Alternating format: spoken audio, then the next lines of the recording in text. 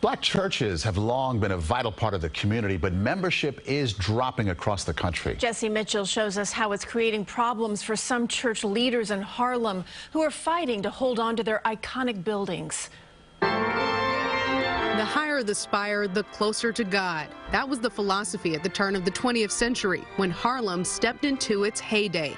But what happens when the pews grow cold? Of course, in a building that is not being used, right, tends to deteriorate. Reverend Patrick Williams is priest in charge at the sprawling St. Luke's Episcopal Church. Its doors closed in 2015 when the diocese decided to merge its dwindling congregation with St. Martin's, 20 blocks away. St. Martin's then closed for renovations, pushing parishioners to St. Mary's. St. Luke's was listed for sale in 2020. How hard was that decision to finally put it up? It is something that you do when you really don't have other options on the table. St. Luke's is still on the market, with the listing lowered from $16 million down to $12 million.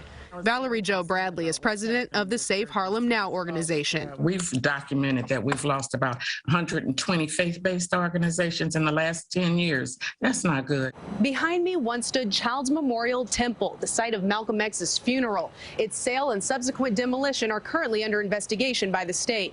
This soon-to-be condominium building was once Metro Community United Methodist Church. As a historic landmark, St. Luke's cannot be torn down, but it can be repurposed. St. Philip's Episcopal Church has successfully leased part of its property to a school, which Reverend Canon Terrence Lee says is helping pay for much-needed repairs. I don't think that has been renovated since this church was built in 1911, and so that's a challenge. And then, of course, you always have roofing issues. This edifice once boasted a congregation of thousands. Now it's down to fewer than 200 dedicated parishioners. Not all Harlem churches are suffering for support. At First Corinthian Baptist Church, the congregation is growing under the leadership of Reverend Michael Walren Jr.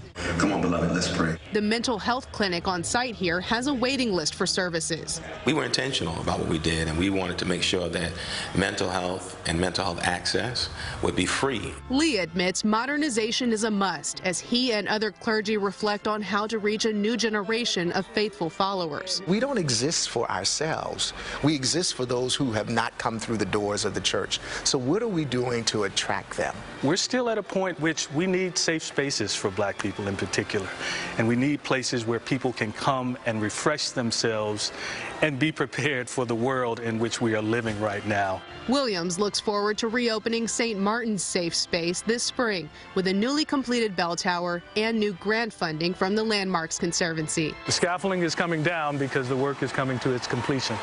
That's good news. It is. It's excellent news.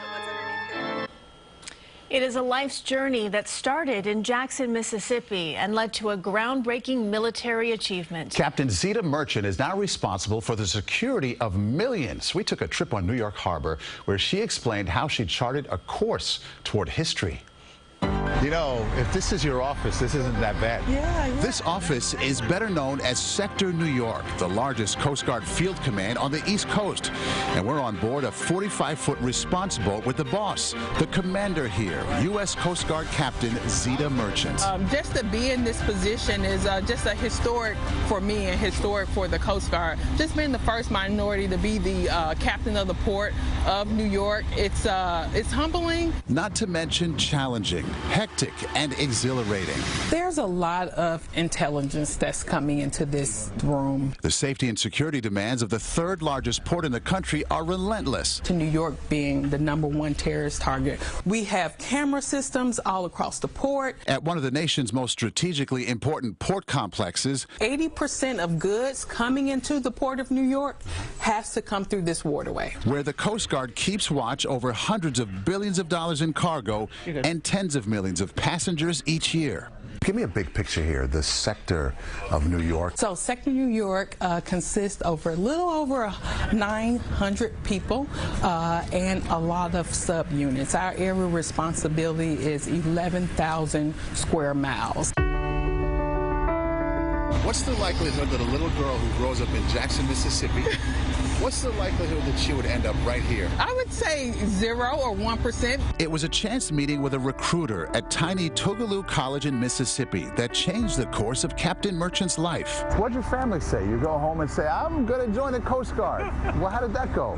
I knew I was applying for this scholarship program. I was going to get my tuition paid. I was going to have a guaranteed job after college. So at the end of the day, that's really the only thing my mom cared about. I grew up in Mississippi. I was born in Chicago. There was 7 of us in a 2-bedroom apartment in Chicago, and in an area that wasn't the best. They are my role models. They inspire me every day to continue to make them proud. When Captain Merchant began her career in the Coast Guard in 1997, she says there were few role models who looked like her. But there was one standout, Dr. Olivia Hooker. She was the first African-American woman to join the Coast Guard, and that was in World War II. And I had an opportunity to meet her when I was three years in the Coast Guard. And she stayed a mentor to me all the way up until her death. So as the captain stood on the shoulders of those who came before her, she says she recognizes her responsibility as a role model to others. When young kids, little girls see you, little boys too, when they see you and the reaction they give you, what's that like? You know, you can't even put into words the impact that you have and what people see when they see you. And I try always to connect and make time to have conversations with them when I'm out in public. It is hard not to get caught up in Lady Liberty. When I promoted to captain, I did it here at the Statue of Liberty. To only be the second woman and the first minority to be the captain of the Port New York, and I'm empowered and inspired by it every day. It reminds me about where I am and the impact that I can make. And you get the impression that the sky is the limit with Captain Merchant. She wouldn't say what's next for her, but they're run by the Department of Homeland Security, and there might be some opportunities there down the road. There might be so keep an eye on her. Promotion or two, maybe, right? You never know. Coming up after a quick break here, living the American dream from the NYPD all the way to the mayor's office. America is the only place, Marsha, where we have dream attached to our names. There's no German dream, there's no Polish dream, there's no French dream. The childhood moment Mayor Adams credits with setting his dream in motion. Also, a boy bullied over his hair turns it into a way to help others. The young author teaching his peers to celebrate their uniqueness.